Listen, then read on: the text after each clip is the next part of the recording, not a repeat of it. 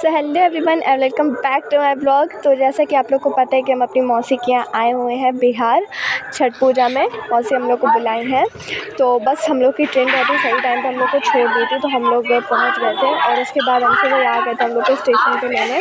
फिर बस हम लोग पहुँच गए मौसी के घर और मौसी दीदी सब लोग बहुत ज़्यादा एक्साइटेड थे। इनफैक्ट वो लोग वेट कर रही थी बाहर हम लोग का कि बस जैसे ही हम लोग आए, मतलब वो बहुत ज़्यादा एक्साइटमेंट वाले टाइम था।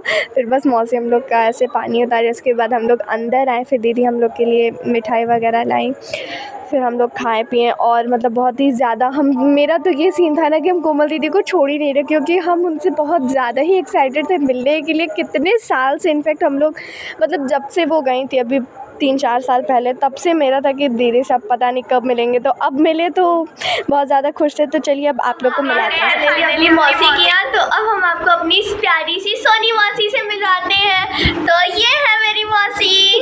मौसी हाय बोलिए। हाय। तो बताइए मौसी, 1 मिनट। हाँ मौसी, तो अब बताइए आपको कैसा लग रहा है? हमको तो बहुत अच्छा लग रहा है, तुम लोग आ गई। हाँ, हम लोग को भी बहुत खुशी मिल रही है। कितने साल बाद आए मौसी? हम लोग आए हैं 2 साल के बाद। 2 साल बाद। 2 साल बाद तो मौसी को मिल रहे हैं। बहुत मजा आया। और अब चलिए हम आपको अपनी कोमल दीदी से मिलाते हैं, जो कि किचन में ही बिजी है अभी हम लोग की खातिरदारी में। आपको अपनी कोमल दीदी से मिलाते हैं, जो अभी भी किचन में बिजी है। तो ये है मेरी कोमल दीदी, थोड़ा बाहर आइए। ये है। हेलो। तो दीदी आपको कैसा लग रहा है? बहुत अच्छा लग रहा है तुम्हारे से। हमें भी। तुमको कैसा लग रहा है? अरे हमें बहुत ज़्यादा अच्छा लग रहा है। हम तो आपको रास्ते में भी मैसेज किए जाते दीदी 2 मिनट, दीदी 1 मिनट। गली में टर्न करना तो मैसेज करना। हाँ, गली में टर्न करना तो मैसेज करना। फिर हम दीदी तुम को किस गली बता- में टर्न करके मैसेज की थी? क्योंकि इस गली का तो वो टर्निंग नहीं था जितना वो वेट ना किए हम। बाजार में कर दिए थे। पता नहीं था, वो बस बोली कि इधर टर्न होने वाला है तो आ गए। हाँ। तो ये देखिए, इसके बाद हम आपको अपनी दीदी की सारी वो दिखाएंगे, जितना भी चीज़ें दीदी बनाई है यहाँ पे जो बहुत ज़्यादा सुंदर लग रहा है, वो दिखाएंगे। दिवाली में बनाई थी। इनकी कुछ कलाकृति अभी भी दिखा देते हैं, जैसे कि ये। और इसके बाद हम आपको दिखाते हैं ये मिरर पे भी वो जो ऊपर से है ना उसका बॉर्डर। वाह। उसके बाद और भी चीज़ें हैं, ये देखिए, ये सारी चीज़ें मेरी दीदी बनाई हैं। काश उनके इतना टैलेंट थोड़ा बहुत मेरे अंदर आ जाता तो हम भी थोड़े से लायक इंसान हो जाते। सोचे थे हम भी दिवाली पे ये सारी चीज़ें बनाएंगे, लेकिन हम नहीं बना पाए, क्योंकि हम स्टार्ट बहुत जोश के साथ करते, लेकिन एट दी एंड आते आते वो पता नहीं जोश कहाँ चला जाता है। लेकिन मेरी दीदी के अंदर फुल जोश भरा हुआ था, तो इतना सुंदर बनाए। ये सारे यहाँ पे रंगोली। उसके बाद ये देखिए, ये सारा मेरी दीदी घर को एकदम सुंदर सुशील घर बना दी। ये सारी चीज़ें। और ये है मेरी मौसी का पूजा घर।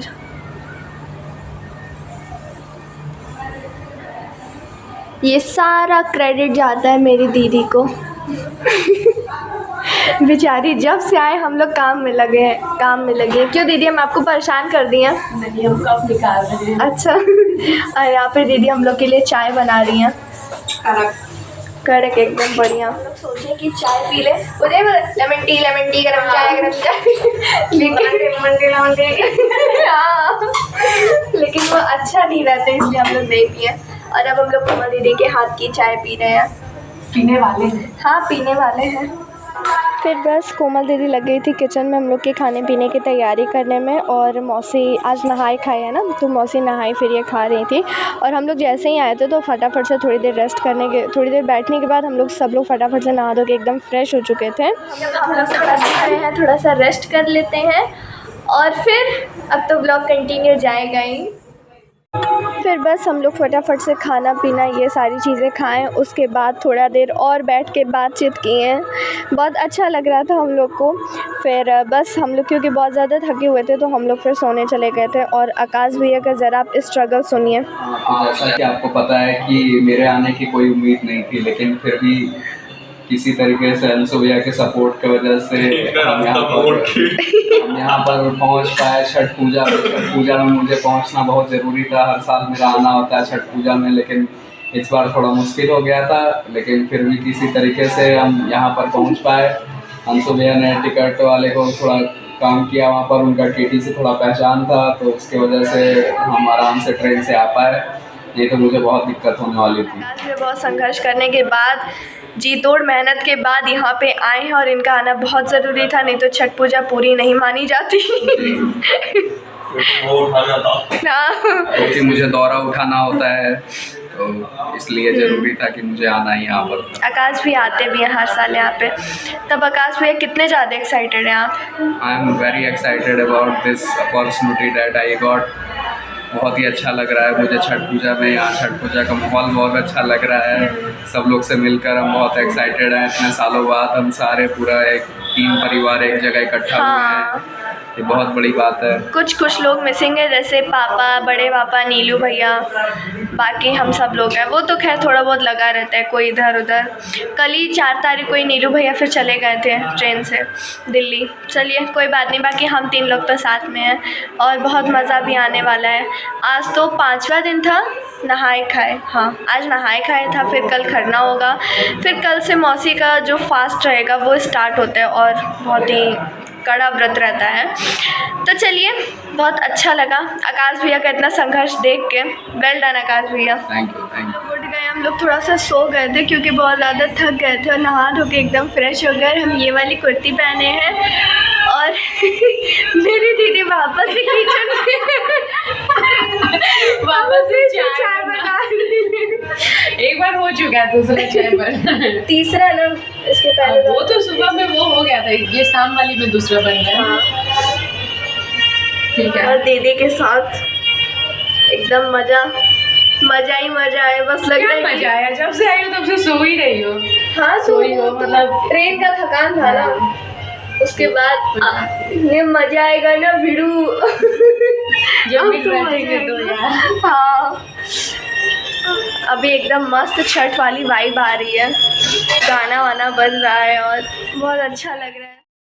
फिर बस हम दीदी से थोड़ी नॉलेज ले रहे थे कि जैसे आज ये नहाए खाया था तो मौसी नहाए, उसके बाद खाएं, एंड देन कल खरना है तो इसमें मौसी कल खाएंगी।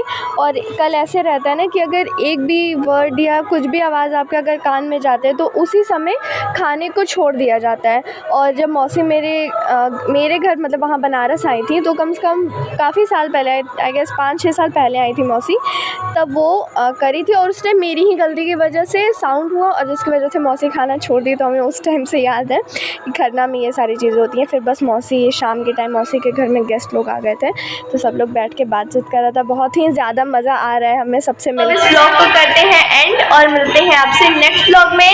तब तक के लिए बाय बाय गाइस।